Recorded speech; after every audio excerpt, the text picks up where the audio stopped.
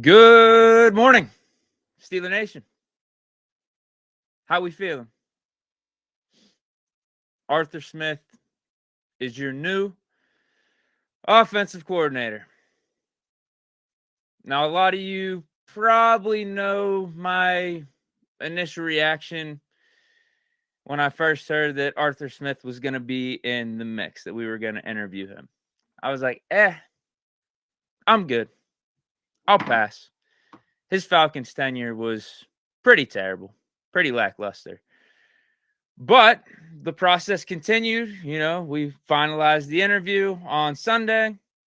And then on Monday, we have like a little day waiting period, seeing if, Arthur Smith, big name. Are we going to interview anyone else? Because up to this point, we only have interviewed 3 guys. It was Arthur Smith, Thomas Brown, former Carolina Panthers offensive coordinator, and Jared Johnson. It's like, all right, this is cool. We're casting a wide net. We're getting a wide array of different type of candidates. Arthur Smith, more proven, became a head coach because of how good he was as an offensive coordinator. Jared Johnson, a guy that is connected to the Shanahan tree due to Bobby Slowick. He's a QB coach with the Texans, QB guru, helped in C.J. Stroud's progression throughout his rookie year. And then Thomas Brown, who has offensive coordinator experience under the McVay tree, but that offensive coordinator experience wasn't too good because he was the Panthers coordinator this last year. And we know how that ended up. But then Tuesday hits, no more interviews. The Steelers say, we got our guy, and it's Arthur Smith. So I was like, you know what, man? This isn't a bad hire. You heard me say yesterday, this isn't a bad hire. I just wish that the Steelers would have done more due diligence and brought in more names. Cliff Kingsbury, Eric Bieniemy, Clint Kubiak. Like there's probably at least 4 or 5 other guys we could have brought in. But at the same time, I don't know if it's because more information's coming out on Arthur Smith. I'm a Steeler homer, or if I'm just coping right now. I actually have gone from this wasn't a bad hire to I think this is a damn good hire. And I will explain that more throughout the rest of this stream. But before we get into any of that, let's talk about some additional info that dropped after it was reported that the Steelers were going to hire Arthur Smith. So we got confirmation on the contract length. Jerry Dulac said he hasn't officially signed the contract, but it's expected to be a 3-year deal. I'm a little surprised by this. I would have expected 2-year deal, but 3-year deal, I guess that doesn't hurt either. Hopefully he is successful in those 3 years. But I think this is another sign, because even if it was going to be a 2-year deal, I felt like whatever coordinator hire we made was going to outlast the quarterback situation if the QBs this year, whether it's Pickett or Mason, whoever, if they went sideways. I thought no matter what, the coordinator was going to get more than 1 year. But this definitely confirms that. A 3-year deal seems to me like the Steelers are saying, yeah, we really, really like you. We want to see what you can do for an extra year, not just 2 years. But we also got some details on why Arthur Smith ended up coming to Pittsburgh. Ian Rappaport says, again, the contract is being finalized, so we still don't have the contract officially signed yet. But he goes on to say, for Smith, he had a lot of opportunity. He was going to be an OC somewhere. Culturally, this makes a lot of sense. The fact the Steelers are who they are as an organization who really does it right. One of the model franchises in the NFL. The fact Arthur Smith could go there and be a part of it was big, but learning from Mike Tomlin, understanding that culture, what he does inside that locker room. Yeah, I think it's a no-brainer. From Arthur Smith's standpoint, you're going to a team that has a proven head coach, has a proven track record of being a good head coach and building a culture and doing things the right way. I know a lot of Steeler fans wouldn't agree with that. But again, I will say Mike Tomlin is a good leader and a good NFL head coach, no matter what way you want to spin it. He's a Hall of Famer. So for Arthur Smith, coming off of his Falcons tenure where he failed, it's not a bad call to get some experience under a coach that has done it for a long time in the league at a high level. But also, what is Tomlin's calling card? He's more defensive minded, right? So with this opportunity, you're not under another offensive minded head coach who will probably be meddling in the game planning and the coordination that you're trying to put together. No, this is going to be, I think, similar to when the Steelers had Todd Haley. Todd Haley is going to run the offense. Arthur Smith, in this case, he's going to run the offense. And I think Tomlin is going to be completely okay with that because of Arthur Smith's proven track record as an offensive coordinator. So, yeah, I think it makes complete sense for Arthur Smith. Learn under a dude like Tomlin on how to build a culture, on how to be better as a head coach. Learn from some of your mistakes with your Atlanta tenure.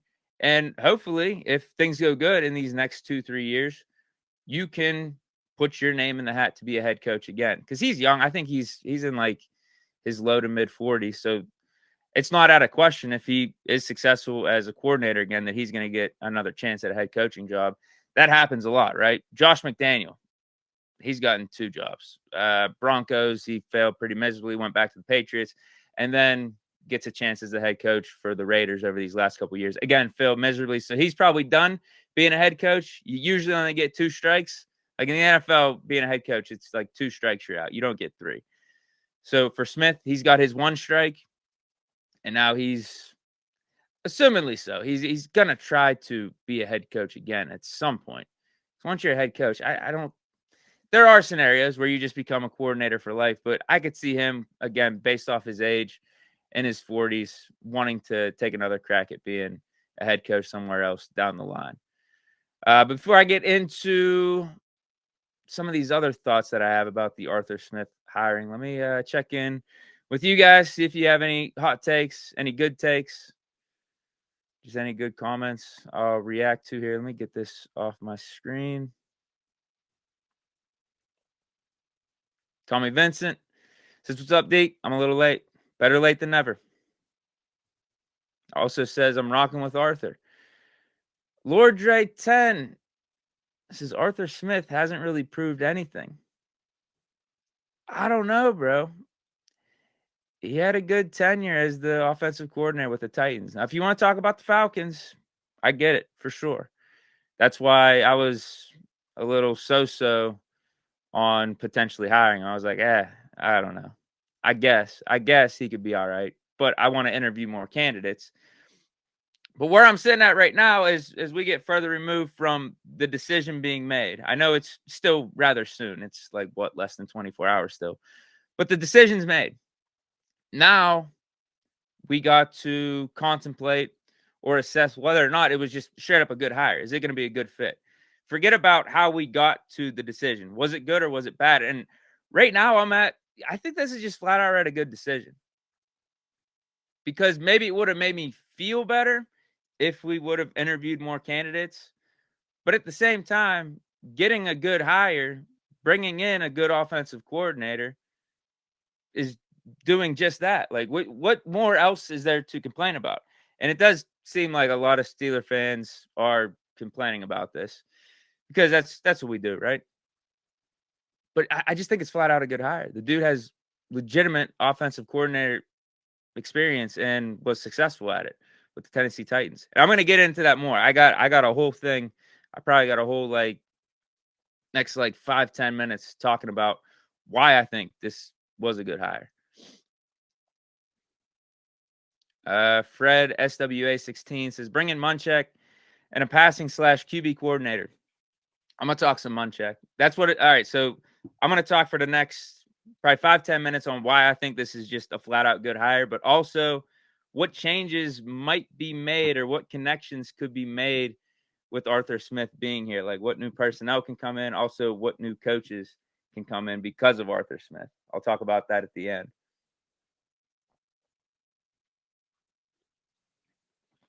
Tommy Vincent says Todd Haley was considered a failure before we hired him too. Was it? You might be right. I was too young at the time. But Todd Haley was pretty much almost. I think Todd Haley was a higher end hire, but it's very similar to what we're dealing with Arthur Smith right now. Todd Haley, very successful offensive coordinator with the Arizona Cardinals, went deeper in the playoffs, had more success, I would say, as the OC with the Cardinals than Smith had with the Titans. And that's not to sneeze at what Smith did with the Titans, because I do still think it was impressive, all things considered. But then Todd Haley didn't do that good of a job as a head coach for the Kansas City Chiefs. And then he was without a job, and we brought him in to be the offensive coordinator.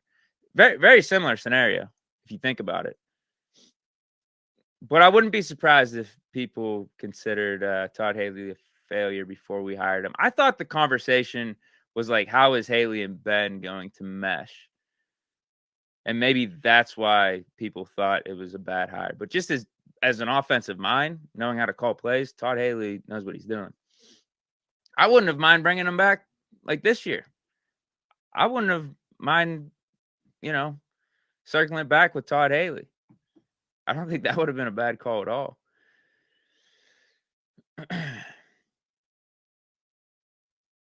Tommy Vincent says Haley basically got ran out of Kansas City. Because, didn't he have a winning season? They did make the playoffs the one year. So he did better as a head coach than Smith. But obviously something went awry for like a good season or two. And, they got him out of there. Football Jesus says, listen to the Falcons players talk about him getting fired. They speak highly of him. Goes on to quote and say, like, this is what the players said of him. We didn't win enough games for him to keep his job. We let him down. I'm going to touch on that later. Yeah, I think that's something to take note of. Even though he didn't have the greatest of success record-wise, his players still speak highly of him. I haven't heard a bad thing said about him, whether it's Titans players or Falcons players. Titans players, we can understand because that offense did good. They had success in Tennessee. Falcons players, I mean, I could see why some dudes would go scorched earth and rip on the head coach and blame him for some of their failures, but they didn't. I got to say something about the character of Arthur Smith. But all right, let me talk about why I think this is a good hire. And I'm going to start it off with this tweet I saw from Dave Dameshek. And that is, Arthur Smith hasn't been hired as the head coach. He's been hired to do the job he was so good at doing that got him hired as a head coach. We're not hiring him to be the head coach. Let me say that again. We are not hiring him to be the head coach. We're hiring him to be the offensive coordinator. And him as an offensive coordinator with the Titans was really good. And if you're the Steelers, we have an OC opening, and we want to bring a good guy in. I listed 3 strategies. Maybe there's one more. You guys could tell me in the chat. I have 3 strategies on how to get a good offensive coordinator. And this is one of them. One of them is you get a recently fired head coach who was a really good coordinator that they became a head coach, but now they want to go back to coordinator because they want a job, or they want to use that next coordinator job to eventually bounce back and become a head coach. And this is the exact scenario with Arthur Smith. So you get a recently fired head coach who became a head coach because of how good they were as a coordinator, and they're without a job right now. That's one strategy to get a good offensive coordinator in the building. Another one is you just have a guy that works up the ranks in your system. They start off like Arthur Smith in Tennessee. He started off as a quality control coach, moved up to like an O-line coach, then a tight ends coach, and Matt LaFleur moved on and went to the Packers, and Arthur Smith became the coordinator. Like, that's another way to do it. You just have a guy waiting in the wings, constantly moving up, and then they become your OC. And it's unproven because you don't know if they could be a good play caller, but he's a guy that has learned under the structure of your system, your organization, and you're just like, all right, I think he's ready to take that next step. Almost like Keith Butler in a way here. Now, was he the best of defensive coordinators? That's another discussion for another day, but that was him. He was linebackers coach. He was been with the Steelers organization for a while, and then he became a DC. And then the other one is you get an up-and-comer or take a chance on another guy in someone else's organization or someone else's system. A la if we would have hired Jared Johnson, the Houston Texans QB coach. It's like, okay, he has no play calling experience, offensive coordinator experience, but because he has connections to Bobby Slowick, who has connections to Kyle Shanahan, and Johnson helped out CJ Stroud. He's one of these modern-day QB gurus. Let's take a chance on him because that has worked a fair amount across the league of getting dudes from the McVay or Shanahan tree, QB gurus, and bringing them in to be an offensive coordinator or a head coach even, like Zach Taylor, Matt LaFleur. Like some of these dudes are head coaches and have been successful. So that's the three strategies to get an offensive coordinator. And we did the whole fired head coach, dude that's without a job, going to go back to his roots of being coordinator strategy. So, like, that's proven that's a way to do it. And we did it. Like, we've complained so often of hiring within, doing the whole, I guess we're just going to upgrade Matt Canada. While we took Randy Finkner from QB coach and just made him offensive coordinator. And those have failed. So this is different, right? And my other thought is this. Who else were we going to get that was going to be a slam dunk upgrade over an Arthur Smith, or definitely better than an Arthur Smith that's out there, that's available? Now, I'm talking about interviewing additional guys like Kingsbury, Kubiak, Bieniemy. But are we sure they're like definitively better right now in 2024 as being an offensive coordinator than Arthur Smith? Are we sure? Like Kingsbury had his run in Arizona. He had like high power offenses in college, but I don't think he's had success putting together an offense like Arthur Smith did with the Tennessee Titans. Again, he had a good run with the Cardinals. He had some like top 10, top 15 offenses there. So I think Kingsbury was a better head coach than Arthur Smith, but putting together an offense, I don't know. And it's arguable too that Kingsbury had better talent out there in AZ. Smith had the better running back. There's no doubt in Derrick Henry, but everything else Kingsbury had at his disposal. He had a number 1 overall pick in Kyler Murray, 2-time Pro Bowler at quarterback in Kyler Murray. Tannehill, he was left out to dry. He was a QB afterthought. But then with Arthur Smith, he was able to turn around his career. Now, Clint Kubiak, I didn't even know this. I thought he was the OC with the 49ers right now, but he's not even the OC. He's the passing game coordinator. He was OC, though, however, with the Vikings 2 years ago. And if you look at the track record there, it's like, all right, they had an average offense. He was only there for 1 season. It's not like they brought him back. Now, I think Kubiak is still an interesting candidate, would have been a qualified candidate, but does that make him better than Arthur Smith right now? Eric Bieniemy had an awesome run with the Chiefs, right? But most recently was with the Commanders.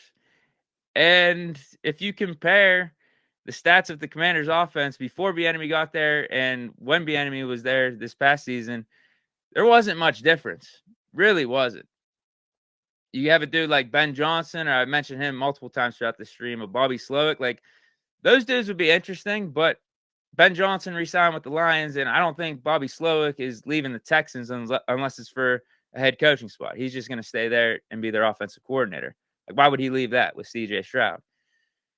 Jared Johnson, Thomas Brown, 2 other guys that we interviewed, but Johnson doesn't have any offensive coordinator experience.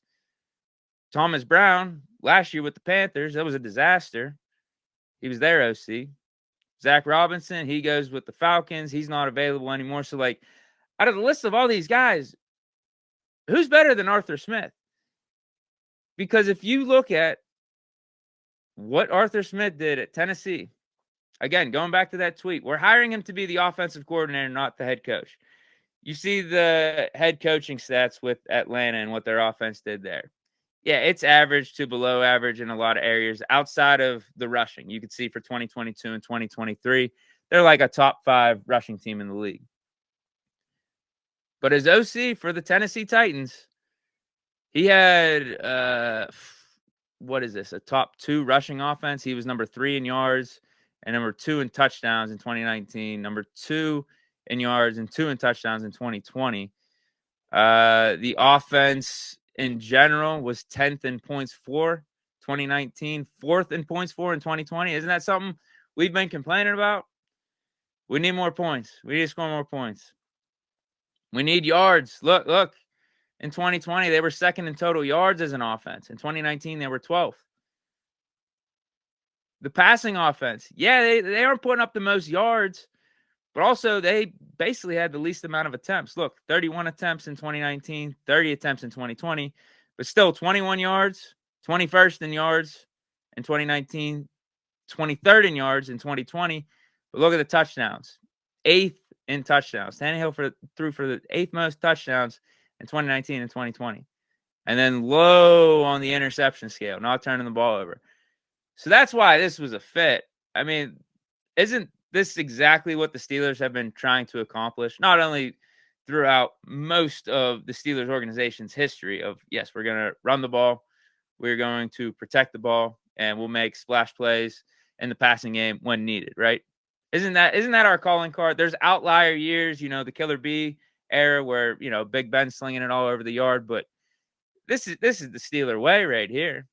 This is the Steeler way. Now, it doesn't make us feel good because we want one of these other dudes like a Kingsbury or a Kubiak, one of these guys from the McVay or Shanahan tree, but success is flat out right success. And maybe right now, I saw some stat pop up on Twitter. Maybe we're overlooking the value of the running game because we are getting enamored by the quarterback and how pass-friendly the league has become. Don't forget, running the ball is a tried and true way to have success as an offense. Being successful in the running game typically means you're going to be successful as an offense. Typically. Now, you see with Atlanta, not so much. Not so much. That's actually disproving my point. But also, Atlanta had terrible quarterback play. That's another thing. I think Smith's tenure in Atlanta, it could be due to his own demise of picking personnel and sticking with Marcus Mariota and Desmond Ridder, and him also inheriting in his first year a wash Matt Ryan. But if you could get good quarterback play, which he got out of Tannehill in those 2 years, if you get good quarterback play, just decent quarterback play, and you're running the ball well, and you got good defense, you're not turning the ball over, that's a way to win. That's a way to win. Let's not act like the top 2 seeds in the league this year in the playoffs, the Ravens and the 49ers, for the AFC and NFC respectively, weren't really good running teams. But that stat I was talking about, it is, I think it was 11 of the 16 playoff teams were top 15 running attacks. So maybe we're overselling the power of these QB gurus or making sure you have some elaborate passing scheme. I mean, maybe it's overrated. I don't think passing it's overrated because you still need to have a guy that can get the ball to receivers and air it out when needed. You know what I mean? You still need that, but let's not forget about running the ball. Let's not forget about that. Because you look at Derrick Henry's stats. It is Derrick Henry. I get it. But he wasn't King Henry before Arthur Smith got there. Look at 2016 to 2018. That's pedestrian. In 2019 and 2020, he had 681 carries, 3,567 yards, and 35 touchdowns. 31 games. That's when he became King Henry. Arthur Smith was calling the plays out there. Tannehill. I can't even believe I'm looking at these stats right now. I can't even believe these are Ryan Tannehill stats. These are his best 2 years in his career. That's how he got paid. Could Kenny Pickett at least do some of the stuff that Ryan Tannehill was doing? Yeah, I don't see why not. Could Mason Rudolph do that? Yeah, I don't see why not. So if Arthur Smith can get rid of some of whatever he was doing with the Falcons and go back to his Tennessee roots, maybe open it up a little more here in Pittsburgh, I think we could be all right. This is a huge upgrade over what we were dealing with, man. Huge upgrade. I get it. It might be similar to the Matt Canada approach or what we were trying to achieve these last couple of years as an offense. But at the same time, this guy is proven to be able to get the job done by doing it that way. Matt Canada, like, he wasn't even able to do it in college. I mean, us hiring him, that's a discussion for another day. Like, why'd we even bring him in here? But you got a dude in Arthur Smith that was, putting together top 5 offenses back-to-back years with a Ryan Tannehill. How about this? You know that stat that everyone's talking about with Mahomes, that he's been to the AFC Championship the last 6 years? So that means only 6 other teams in the AFC have made it to the championship game. And who was one of those teams? It was the Ryan Tannehill Tennessee Titans back in 2019. The other teams were the Bills, who had Josh Allen, the Ravens with Lamar Jackson, the Bengals 2 times, Joe Burrow, and the Patriots with Brady. What do all of those other teams have in common? They have an elite quarterback. But meanwhile, you got this outlier team in the Tennessee Titans with a Ryan Tannehill who was, again, an afterthought in the league. A dude that was signed on in Tennessee to be a backup to Marcus Mariota. But Mariota just did that bad that the Titans had to put Tannehill in. Had to. And it ended up working out. Tannehill had his best 2 seasons. Now Arthur Smith leaves, and we see what Tannehill is. I'm not saying that's all the Arthur Smith factor there, but I don't think it's coincidence. Tennessee had their best 2 years as an offense with him there, like throughout this whole like Tannehill, Derrick Henry run. I don't think it's a complete coincidence. But you look at that. I mean, there's something to be said for that. You have all those teams that faced off against Mahomes in the AFC Championship having an elite quarterback. Josh Allen, Lamar Jackson, Joe Burrow, and Tom Brady. And you got this team, Tennessee Titans, with Ryan Tannehill. Like, what? What? Arthur Smith was the OC. And going back to the tweet again from Munchak. Some dudes just, they're just not meant to be head coaches. Maybe that's not their calling card. And we've seen it happen how many times throughout league history? 2 times here in Pittsburgh, like recently, within like the last 20 years. Dick LeBeau, he was head coach over with Cincy. Failed there. Came back to Pittsburgh. One of the greatest defensive coordinators of all time. Todd Haley, same thing. We talked about that story. Wade Phillips, wasn't that good of a head coach? Great defensive coordinator. Wasn't he part of the Rams? And that was the early Sean McVay years with like Jared Goff and them. Like, he was part of that Rams defense, made it to the Super Bowl against the Patriots, but also that Broncos defense that won the Super Bowl with Peyton Manning. Wash Peyton Manning. Josh McDaniels, good offensive coordinator. Now, is some of that due to Tom Brady? Yeah, sure. Going way back, Buddy Ryan, Norv Turner. So, like, we're not asking Arthur Smith to be the head coach here. We're asking him to be an offensive coordinator.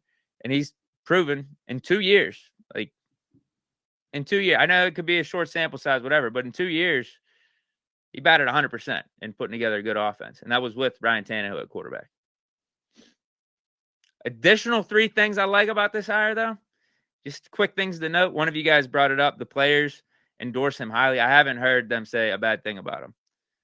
So that's good. And that's with him not having that great of a head coaching tenure with Atlanta. It says something about the dude. Also, a lot of you guys have probably heard this already, but his dad is the founder and CEO of FedEx. So instead of Arthur Smith just laying on the couch and eating bonbons throughout his life and just sitting on a trust fund and inheriting all this money from his dad, dude's a football guy. Dude's out here grinding, working his way up the ranks. Dude was a quality control coach with the Titans, sleeping on couches and making his way in the NFL, making his own name. That's something you got to respect. And then also there's some connections. There's some Steeler connections here that some people wouldn't be a fan of because we want completely outside, right? We don't want any connections to the Steelers. We want someone that has no ties, right? A lot of Steeler fans are looking for a dude that has no connections, completely brand new, completely fresh. But if you think about it, whenever Arthur Smith was working his way up with the Titans, Mike Munchak was a coach down there, was the head coach for a time period from 2011 to 2013. Also being around Mike Vrabel, who was a former Steeler. Dick LeBeau was down in Tennessee for a minute. Ken Wisenhunt was down in Tennessee for a minute. So Arthur Smith does have some Steeler connections there. And the one I brought up, Mike Munchak. Like, dude, he is sitting on his couch right now.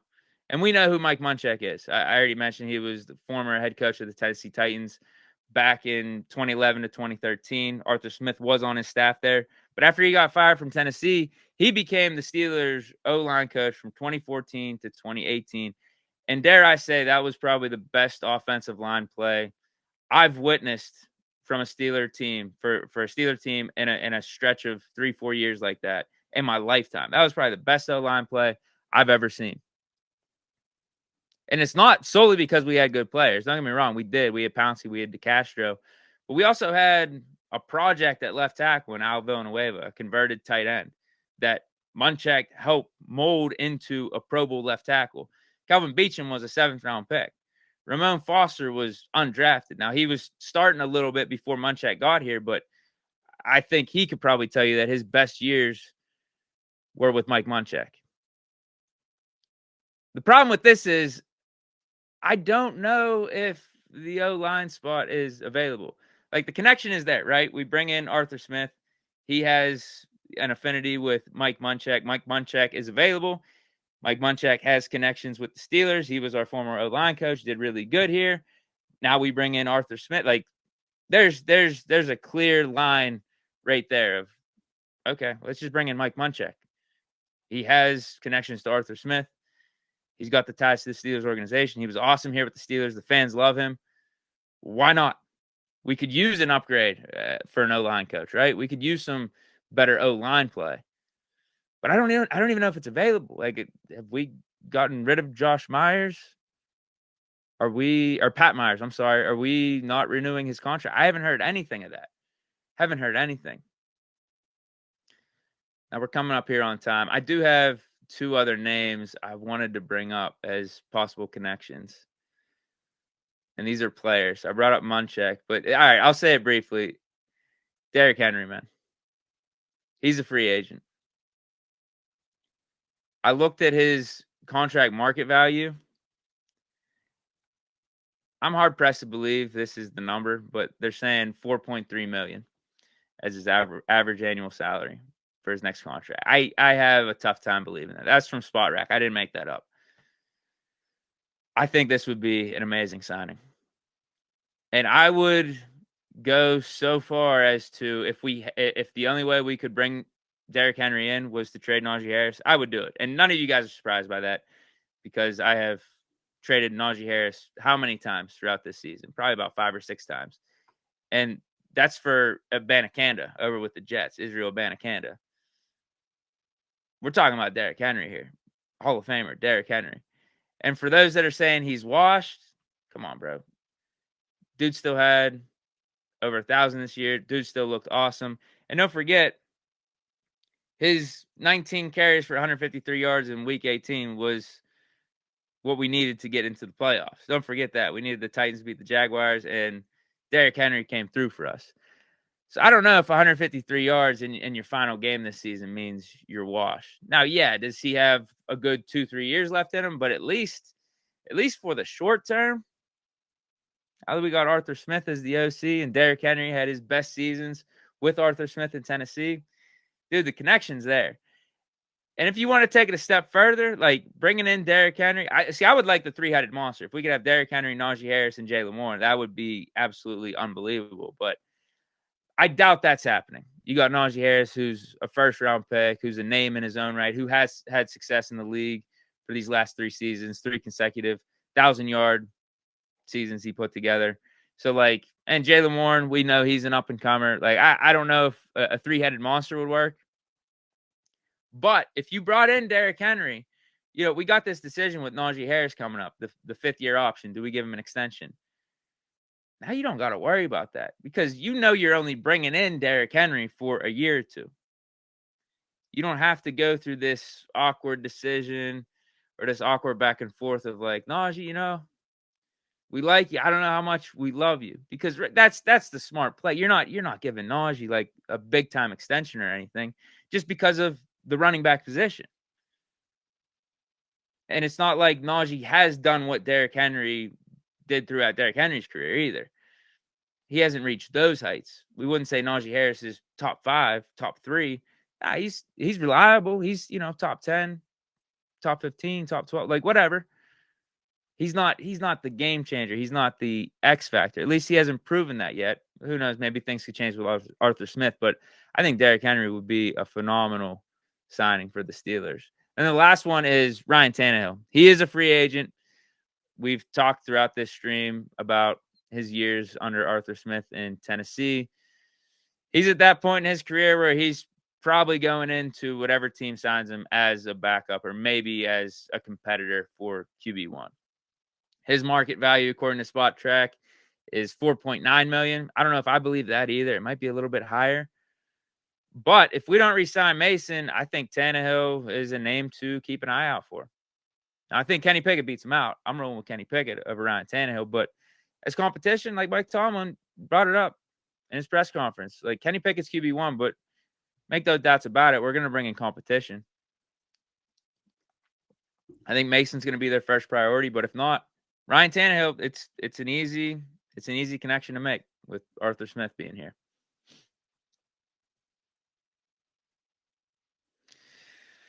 All right. I think I got a couple minutes. Let me see what you guys are saying real quick, and then I will get out of here. End of the day, though, as you guys could probably tell with what I've been saying, I like this Arthur Smith hire. I think it's a good hire. I think it's solid. Again, who better were you going to bring in? Who definitively were you going to bring in that was going to be better than Arthur Smith? Yes, there could be a guy that makes you feel better because it fits more with the QB-friendly offense and all these, Shanahan McVay schemes. It can make you feel better, but in terms of just flat out running an offense, who's done better than Arthur Smith as an OC? We'll say as an OC because, yes, Smith's Falcons years weren't it. Let's just be straight up about it. But also his quarterbacks weren't it either. And we're not hiring Arthur Smith to be the head coach here. So there you go.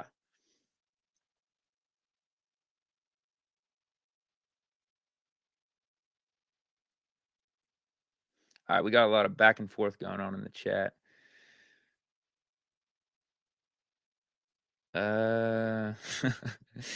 Hold on. I'm trying to. Yeah, you guys are going back and forth here. Appreciate it, man. Just talking shop, talking ball in the chat. That's what it's all about. But I'm trying to get a comment to react to here. All right, we got Fred SWA16 says bringing a center and a right tackle. I'd roll with Najee and Moore. That's very fair. Yeah, if we don't sign Derrick Henry, even if we do sign Derrick Henry, we need to upgrade the offensive line. There's no doubt about that. We said that even before we hired Arthur Smith, and the same still stands. Absolutely. JJ200 says Smith is not the issue. It's the guys we have behind center. I can see y'all being happy with another one and done wild card run where we need 3 teams to lose to get in. I won't be happy with that. Yeah, we can't keep doing that. We can't. No, we can't keep doing that. Tommy Vincent, yeah, the one good thing about the Falcons was their running game the last couple seasons. That's the one good thing. But their offense as a whole was below average, and their team as a whole was below average. But he says, yeah, the Falcons' running game was bananas the last 3 years. We're going to be able to run the ball. We're definitely going to be able to run the ball. There's no question about that. We were able to run the ball decently for the last 2 seasons. It wasn't consistent enough, and the majority of our good running games came in the second half of the season. But yeah, we put together good stretches running the ball. But now it's just, what are we getting in the passing game? Is Arthur Smith going to be good at developing Kenny Pickett? He showed that he could be the offensive coordinator for a guy that was an afterthought in Tannehill and make him really good, make him really solid, make him a guy that the Titans are paying franchise quarterback type of money. So there's that. you want to talk about quarterback development or quarterback guru? Like Tannehill had 2 of his best seasons in his career under Arthur Smith. It doesn't look like a quarterback under Kyle Shanahan or Sean McVay or any of that, but production is production. And I don't care if Kenny Pickett and his stats look like Tannehill's or look like a game manager stats or whatever. I just want to win games. I don't care. You're seeing with Brock Purdy. People are debating, is he an elite quarterback? Is he just a game manager? Is it all the system? The dude goes out there and wins games. The dude doesn't fold. And that's what I believe about Kenny Pickett. Like, no matter what his stats are, the dude's not going to fold. The dude's going to face adversity head on. The dude's going to come up clutch in the fourth quarter when you need him to. It's just, we got to get the complete game together with Kenny Pickett at this point. And can Arthur Smith be the guy to help him do that? We will find out. We will find out. But that's it for today's stream, guys. Big shout out to everyone for stopping through. This was a lot of fun. And I will be back next week. I believe it's February 5th. Probably talk free agents, off-season stuff. And that's that. But yeah, stay chilling. Hope you enjoyed. Peace out.